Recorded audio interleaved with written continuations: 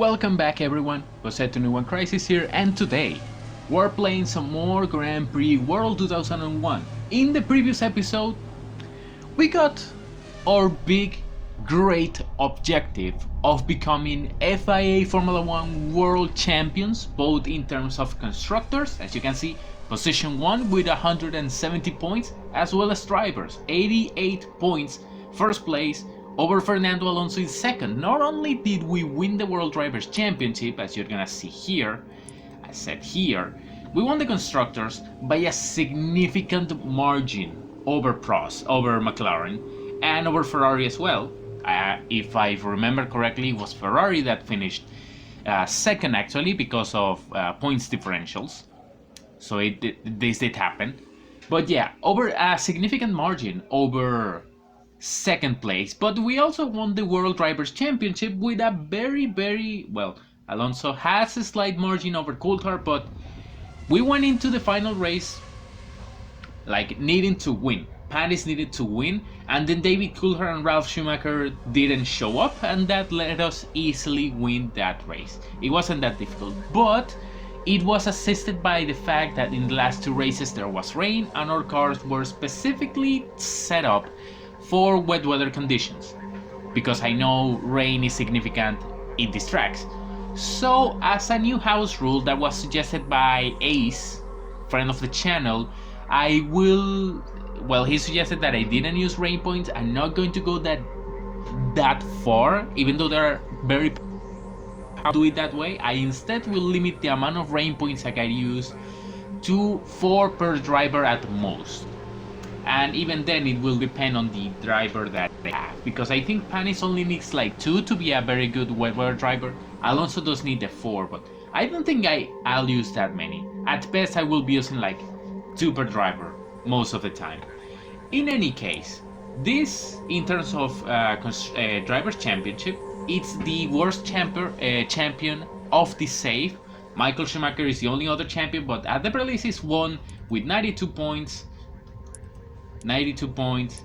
then 100, and that's not Michael Schumacher, 100, come on, 106. As for constructors, we won with 170 points. Ferrari has 183, 165, 178, so we're the worst champion. 165 for Ferrari is the worst in the safe, but it could be better. But this wasn't supposed to be the championship season. It was supposed to be a season where we were still hiring people, we were getting better, maybe fight for wins by the end of the season, which we actually did, and just prepare for the actual World Championship contending season in 2005. And we're about to get into 2005, so you know what, let's cut to the chase, let's get in there. This is a dream result for Prost. Your hard work has paid off. Your goal for next year is to make it 2 wins in a row. That might be difficult depending on how good everyone is, but we're gonna give it a shot. Just wait for the game to process, to update stats, and all that kinds of jazz. Gonna take a bit. Hopefully like the recording doesn't crash or anything. It didn't, okay, good. Or no, it did. Dang it. Alright, the previous recording crashed like when we got to this point, so I had to cut it and start again. It's not a big deal. It happens. Higher place, this is us. Right here. 4 years. Doing pretty good. I have also done other saves, as you can see. But these are actually configured with the original game in mind, so I guess it doesn't mean much, but it exists. 2005, so yeah, that was glitched. Anyway, we start anew. So Alex Wurz has announced his plans to retire at the end of the current season, so goodbye Alex Wurz. Going the way of Mika Hakkinen. Panis has more concentration, overtaking, and more speed, and better wet weather, and more concentration for Alonso. I was hoping Alonso will get wet weather, but I guess he's fine. I was thinking Panis was going to regress because he's getting up there in years, but he improved, so it's perfectly fine. So, new supercomputer, new CAD system, new workshop, new test rig, larger factory. We need to upgrade the supercomputer and the test rig now, and we're getting 33 million this year, which is pretty good. We're expected to make 86 million this year. We are going to have a lot of money on our hands. Now, so what do I do here? Of course, it's just the beginning of 2005, but we're at risk of losing Panis, of losing Alonso, and of losing Bordeaux. Bordeaux is not that big of a deal. Panis is just broken. Now that I look at it, Panis is just broken. He has that level 5 wet weather, which means he's gonna dominate wet weather races. So I can dedicate my wet weather points to Alonso. Because something I discovered, I did plenty testing. I did testing to figure this out. It was plenty testing. To show you right here. 2 points of rain are equivalent to 1 point in wet weather rating. So if I put 2 points of rain on Alonso, he will be as good as Panis. Just keep that in mind. So I need to hire a new commercial manager. I need to hire a new chief designer, a new technical director, and well, the chief mechanic is fine. So ideally I resign the people I have, but first I have to make contact. Right, so let's run through everyone. Let's see who is where. Arrows have Kimi Räikkönen as lead driver. That's neat. He's an average wet weather driver, so he's gonna be good. Not a lot of experience though. I do not know why this game doesn't progress experience. I might do some editing and actually give him and like Heidfeld and so on an extra point of experience, because this is silly. Also no stamina improvements, which is a shame. The development system in this game, it's not great. Editing does play a part, but this is the thing I was telling you. 38 years old. I was thinking he was going to regress, but he didn't. Anyway, Räikkönen as lead driver with Heinz-Harald Frentzen as second driver. 5 wet weather, so Frenzen's gonna be a threat in wet weather races. He's relatively fast. It will depend on how fast the Honda is. Sonta as test driver. VAR has Stefan Saracen and Mark Webber. Not going to be a big threat, even if the VAR is good. That's not what I want to move. And Felipe Massa is test driver. Felipe Massa here. Bunch of ones. He's not good. Enrique Bernoldi, poor speed but good skill and good in wet weather races. Pedro de la Rosa. Actually, yes, wet weather race. Pedro de la Rosa cannot overtake, somewhat fast but not that skilled. Good concentration, some experience. Marchenet is the test driver. Giancarlo Fisichella, he's overpowered. 5 wet weather, 5 concentration, 5 overtaking, 4 skill and speed. So physical is very good. Ralf Schumacher might well be even better because he also has the 5 wet weather. And he has more skill, so he's gonna be a bit faster. And of course, Villeneuve is here. How much they're paying him for him to be a test driver? I think it's all the way up here. 14 million in test driver. He's more expensive than the other guys. Oh, where did Michael Schumacher go? Need to figure that out. Anyway, Mika Salo, who is a test driver for some reason. Decent. Luciano Burti, who got good at overtaking, good in wet weather, and Wurz, who is just there. Eddie Irvine, good for Jordan. So as we go on, we have VAR, Benetton, Ferrari, Jaguar. Jordan has Eddie Irvine, who's also very good at wet weather. High speed as well. There's a plane going around. Might be a fighter jet. Tarzan Marquez, who is, kind of there until 2010. Why? And Alex Yoon. McLaren has Montoya on a 1-year deal. Alright. And David Coulthard, who is very, very good, except the fact he lacks that wet weather point. So Ferrari is going to be dominating wet weather races. And, Luca Bator. Button, who is getting good in wet weather situations, but is just decent overall. Truly, we need wet weather races so that Minardi score points. He's the second driver. Why would you do that? Minardi has Herbert as test driver. Panis, of course, I'm going to resign Panis, but I'm going to try a little trick, which is I'm going to assign him as a number 1 equal driver role. And I'm just going to do 2 increases. 3 seasons might be too much. Oh, no, okay, he likes the 3 seasons. Might be too much because he's 38 years old. I'm gonna sign him until his age 41 season. Is that correct? Yes, it is correct. Until his age 41 season. Excellent wet weather, concentration and overtaking. Speed and skill not that great. Fernando Alonso. I will increase this to 6 million for this year and next year because it's more fair. And me signing him for a number 1 equal driver role is intentional. I will demonstrate that trick later, probably next year. Alonso, good speed, good skill, decent overtaking, decent wet weather, poor concentration, poor experience. I'm gonna increase the experience of those with just 1 point, like Raikkonen, Alonso, Heidfeld. I'm gonna increase them by 1 because it's a bit unfair that they never get experience. Bordeaux, yeah, I'm gonna try to resign Bordeaux. I will have tried signing a Lacy to the second driver role, but he's still stuck on Sauber. Besides, he is plenty old. He's 40 years old at this point. I wouldn't be surprised if next year he was going to retire. Mazzacane is also around. He hasn't improved. Anthony Davidson hasn't changed much. Still terrible. Williams. Rubens Barrichello is pretty much like David Coulthard, only he doesn't have the wet weather point.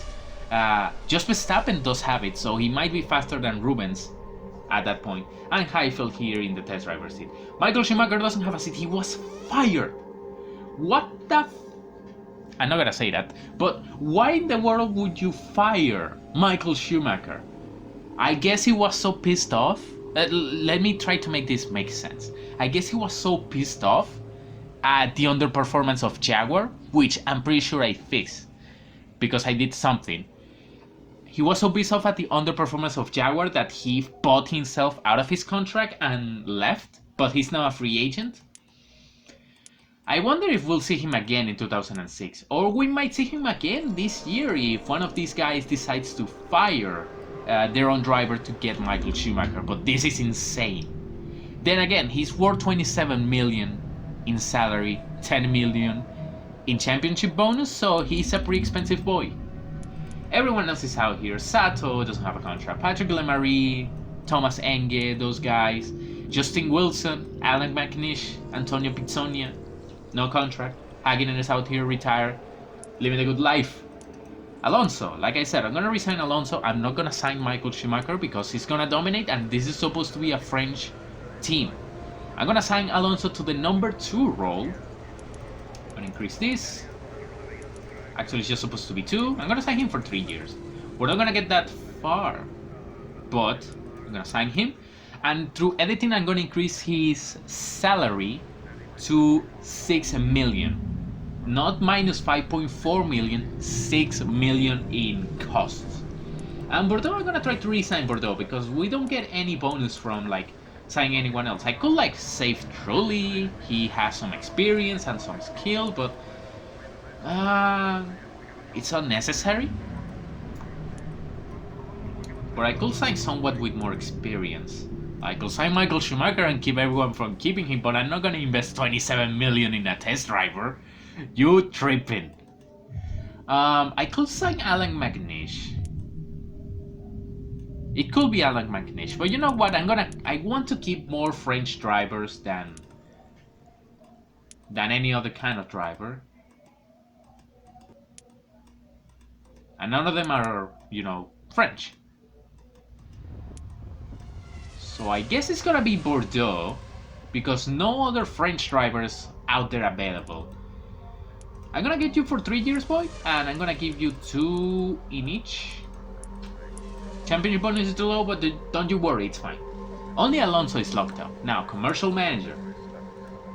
The best commercial manager is Ekrem Sami of Ferrari. Then you have Steve Nielsen, I think it is, who I'm gonna extend an offer. Increase this by 2. Extend an offer. Salary's not good enough, but that's fine. Also extend an offer to David Ring. Done deal. But come back there because we have to see it. So Ferrari have a commercial manager. Benetton has a commercial manager. Stefano Domenicali is out at McLaren. David Ring is going to return to Prost. Jim Wright, I think it was, at Williams. Then you have the level 3s of Audetto, Freser, Meadows is out there not being signed by anyone. Then you have BAR, Sauber, and Jordan with Putt, Cosimano, and Bodiner respectively. Why does Jordan have a level 1 manager? Then again, Minardi doesn't have a manager, so they must surely be running out of cash. That's not great for them. Let's see, who else is up? Gavin Fisher. So who is the best chief designer? There's no level 5, it's only level 4s. Right, so we have Neil Oatley at Arrows, Rory Byrne at Ferrari, and Gavin Fisher at Prost. I'm gonna try to extend Gavin Fisher right away. Contract is too long, championship bonus is too low, we can deal with that. But let's see if we can hire some other people. Like, keep our options open. I do not want to hire a level 3 guy. That's just gonna make everything slow. Neil Oatley accepts the 3-year deal, but I'm gonna try to go Gavin Fisher. Anyway, Arrows, Ferrari, and Prost have the advantage in chief designers. Then you have Mark Smith, Tim Densham, Andrew Green, I think it was, and Gary Wrighton. I think it's a Gary. For Benetton, McLaren, and Minardi, and I shoveled that. That's okay, that's good. Rob Taylor is out there looking for a contract. Yeah. Gousset, Sergio Rinland. This is the thing that I did. Sergio Rinland is now Jaguar's chief designer. He was a level 3 when I gave it to, when I forced Jaguar to sign him. Through the editor, through one of the editors I have. So he's there. He's just a level 2, so Jaguar's still not gonna be that good. Maybe Michael Schumacher did good at escaping from that. Yeah. Anaku on Jordan. Jordan, what are you doing? Why?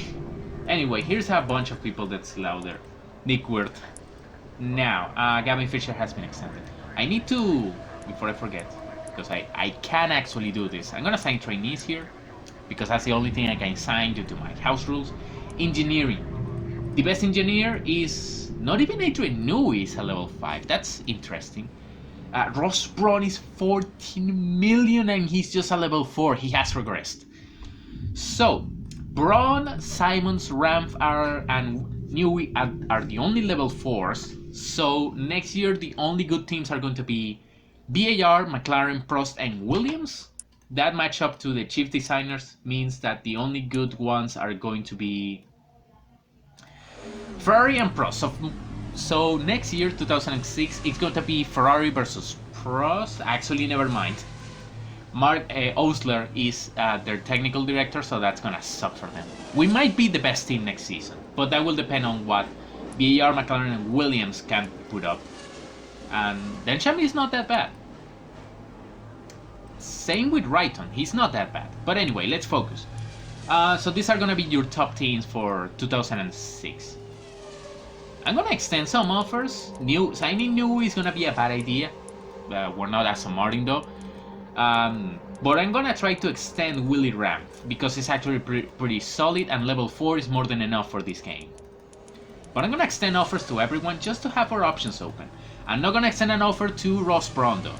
Patrick Head is out here at Arrows, Osler, Ferrari, Mike Coughlin at Minardi, Duran is still a free agent, Mike Gascoigne, Steve Nichols at Benetton, Brunner, I'm not gonna say his name because I do not remember it, Jaguar, Gary Anderson at Jordan, Gunther Steiner still out here, a free agent. 1, 2, 3, 4, 5, 6, 7, 8, 9, 10, 11. Okay, everyone is out there with a chief designer. Although I will suggest Jaguar and Jordan sign Durant because he is better than their current designer. And as for mechanics, this is not that important, but I still want to have a good mechanic. So we have Nigel Stepney at McLaren. Prost has Stephen Giles, who for some reason accepted a long-term deal. I do not complain. Tim Edwards at BAR. That's Jonathan Whitley at Ferrari. Nigel Steer at Benetton. Gibson is a free agent. Pagliarini is a level 3 at Sauber. Gaydon at Williams. So these teams are going to have decent setups. Ferrari is going to have very good setups, same with BAR, but McLaren is going to be, in terms of dynamic performance, probably the best team. And here's the rest of them. Like Arrows, Jaguar, Jordan, they need to find a way to improve. So next year, based on the technical director, who is the most important in terms of car performance, it's gonna be a fight between BAR, McLaren, Prost, and Williams.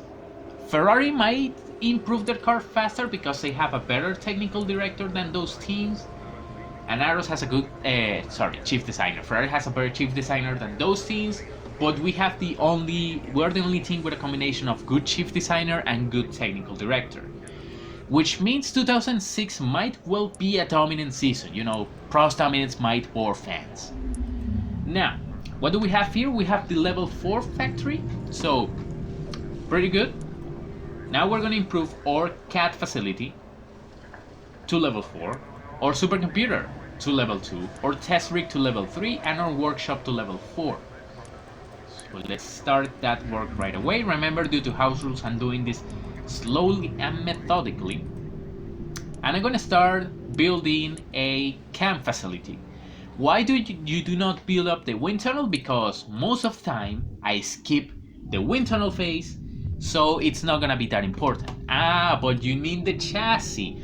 That's not that important either, because the wind tunnel is only worth 10% of the efficiency. Besides, level 4 plus, it's not gonna be that important anyway. Right, so what are we working on? We are working on active suspension. I'm gonna take that away. I'm gonna set that up for next episode, not on this one. As for commercial, this is also important because here we will see what's around. First of all, only Elf as a sponsor, which means we're gonna have to resign everybody. But I'm gonna have the hospitality trick, so it's not gonna be that big of a deal on some of the sponsors. Anyway, of course we have Marlboro. I'm gonna try to see if Mile 7 offers a better deal. We also have Minardi Compact, which leads me to not understanding why Minardi is going cheap on some of its personnel. Williams has that West deal though, so it's pretty good. Ferrari has that Lucky Strike deal, so maybe they will go up. So yeah.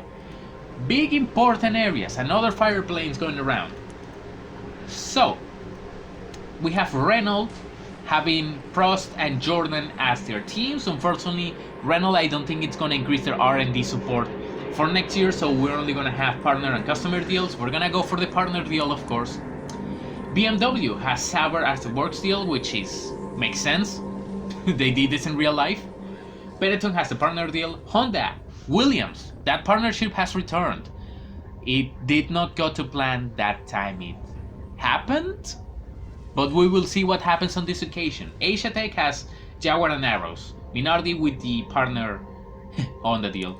And of course Cosworth, because of their stupidly high R&D, has McLaren, Ferrari and BAR, with McLaren getting the works deal. In terms of engine data, the Ferrari and Mercedes are still stupidly good engines that no one wants to use for whatever reason. Most likely because of their low R&D rating. If I do a save, like in my 1994 play, because I will do a 1994 play, I'm not sure who I want to save. Perhaps Syntec, perhaps Lotus. I got suggested once that I do Lotus. But in my 1994 save, I will definitely be putting high R&D on those on those engines that are highly desired, so that we don't have stuff like this. Cosworth having a bunch of people because they have high R&D. I will order them in desirability. Like, people liked, well, maybe not Mercedes, but they like Ferrari, they like Renault back in the day, so they will go there. Anyway, the Renault has poor power, very good heat, very good response, excellent rigidity, excellent reliability, excellent fuel. Bit heavy, but that can be fixed. So this is a good engine to remap. Because I'm gonna drain a bunch of these response points into power, we're gonna have an excellent upgraded engine for Argentina. BMW, Sauber and Benetton, full power, so they're not gonna get any better than that, but they're gonna start ahead of plenty teams. Good response, good rigidity, good weight, good fuel consumption, which is gonna be a concern. Reliability is a bit low. Honda, not doing that hot because they're pretty average. Their best rating is response and rigidity, and weight of course, but the reliability is poor, their power is average, heat is also average. I guess they're fine, but they could be better. Asia Tech now. Poor power, good fuel consumption though, mediocre rigidity, let's call it that, poor reliability and it cannot be remapped, so this is the engine that Jaguar and Aros will be stuck with.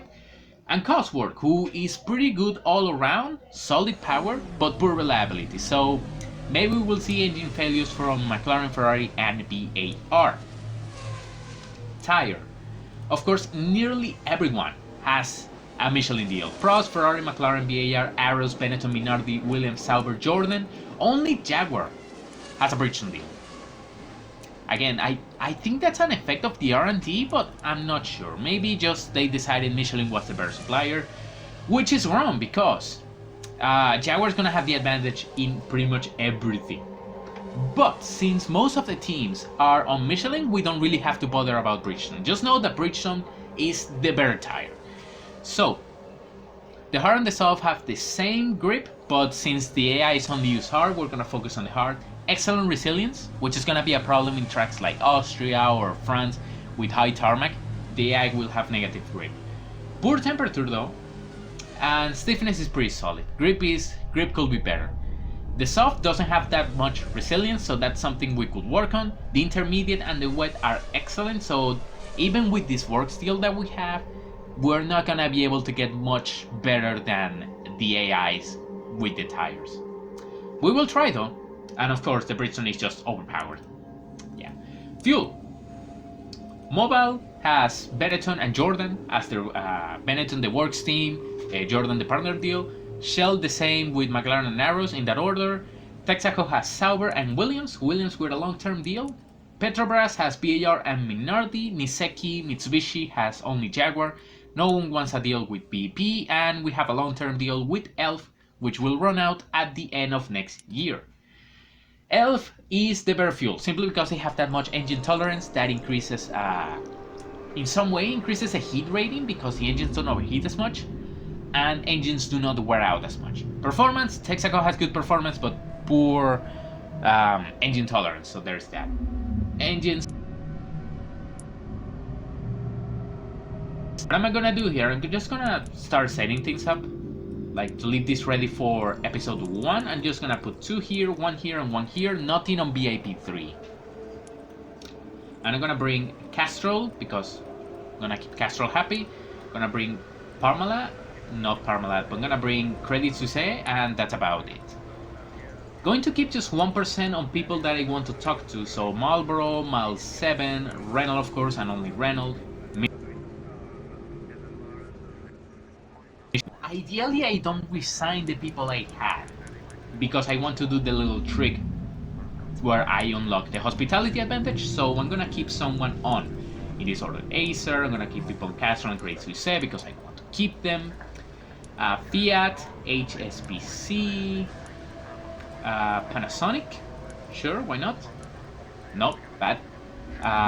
Petronas, even though we shouldn't get Petronas because that's a fuel supplier and we have our own fuel supplier. 555 I'm not that interested in, but I'm interested in keeping Parmalat, and I'm interested in keeping PSN. Yes, Parmalat and PSN are not that good, but we started with those sponsors and I want to keep them to the end. Not much I can do on licensing, so that's perfectly fine. Focus on active suspension, and after we get that, like get these boys to level 4, we focus on getting the remaining level. Right, so we have good performance but poor reliability. So the first thing I'm gonna do, since suspension is exactly where I want it, which is 5 performance, we're gonna boost its reliability. Otherwise we're gonna have problems in Brazil and Argentina. Well, not that much Argentina, but definitely Brazil. These others don't really matter. I'm just gonna focus on suspension, and I could start the design of the 2006 car, which I'm actually going to do. Right, so not much more I can do here other than saving the game and going to the Excel spreadsheet to show you who will start the season on good footing and who is gonna struggle through the first few races of the year. Time to see the performance chart, ladies and gentlemen, and I see you on the Excel.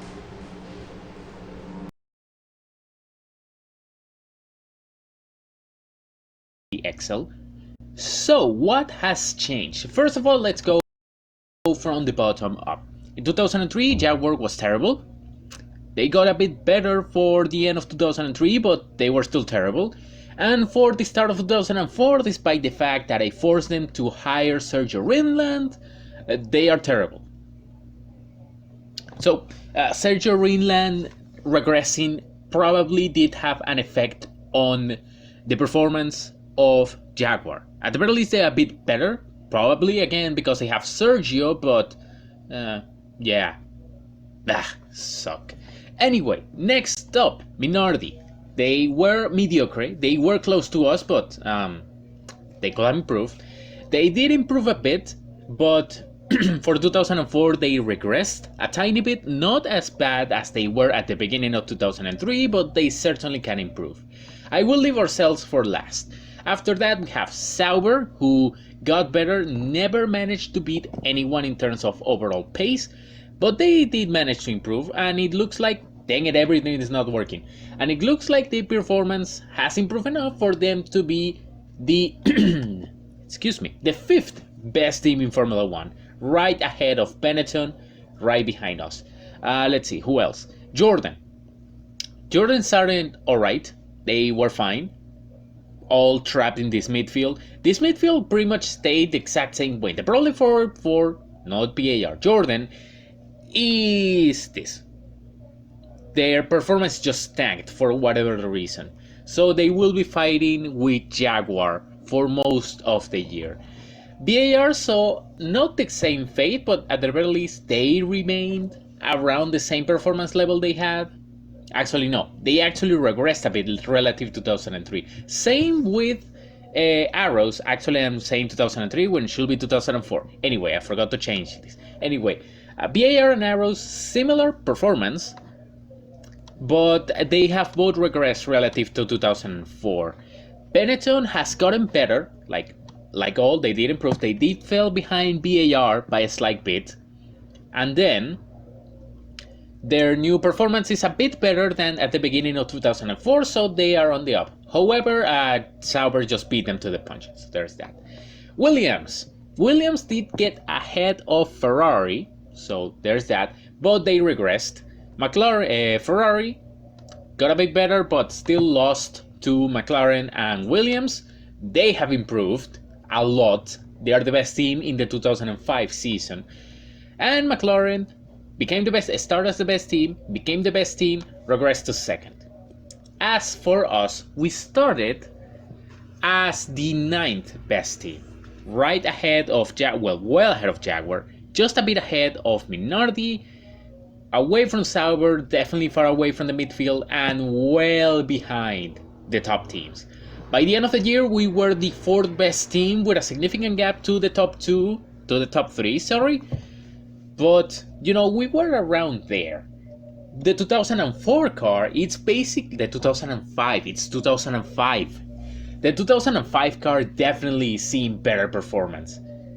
Much better, significant jump, all thanks to the fact that we have better personnel building that car. So that way we get a much better car, and well, instead of fighting for scraps in Australia and Brazil, we're gonna be fighting with the top teams all of the year, and depending on how they execute, it's gonna make this either an easy championship or a very hard championship. If I do things right, and I don't abuse the rain, this might go down to the wire like it did in 2004.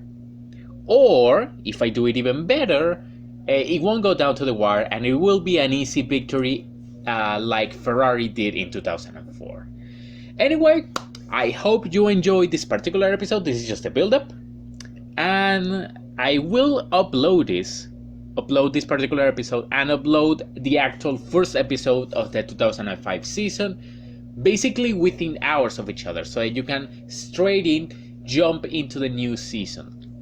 Hope you enjoyed, and I hope to see you there.